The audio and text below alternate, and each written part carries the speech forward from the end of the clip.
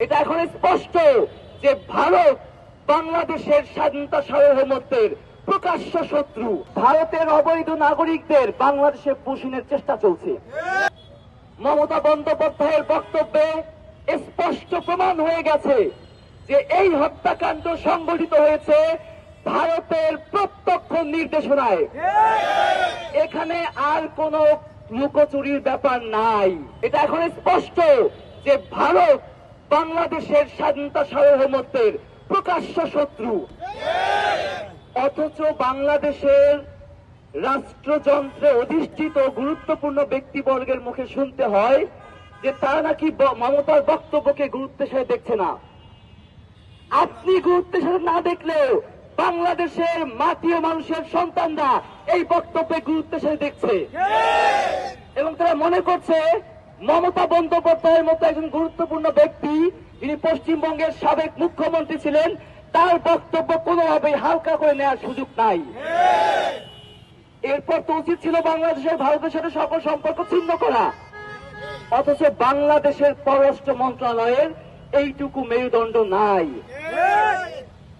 ওসমান হাদি বলে গেছিলেন, ঘাস খেয়ে হলেও অস্ত্র বানাও বাংলাদেশ। কেন বলেছিলেন তার প্রমাণ এখন স্পষ্ট।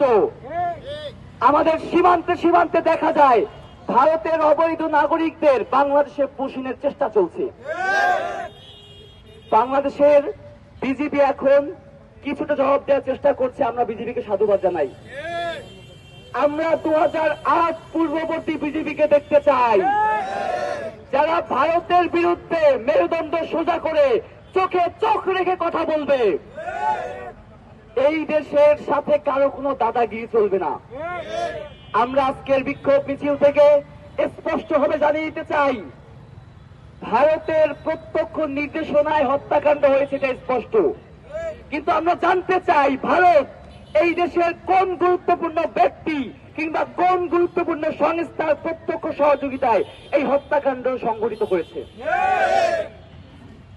যে গুলি করেছে, যে নির্দেশনা দিয়েছে, যে পরিকল্পনা করেছে, যে তাদেরকে সেফ এক্সিট দিয়েছে, এদের সবাইকে আমরা ওসমান হাদির খুনি বলে বিবেচনা করি। এই বাংলার মাটিতে, জুলাইয়ের মাটিতে, শাপলার মাটিতে শহীদ শরীফ ওসমান হাদির হত্যার সুষ্ঠু বিচার হতেই হবে।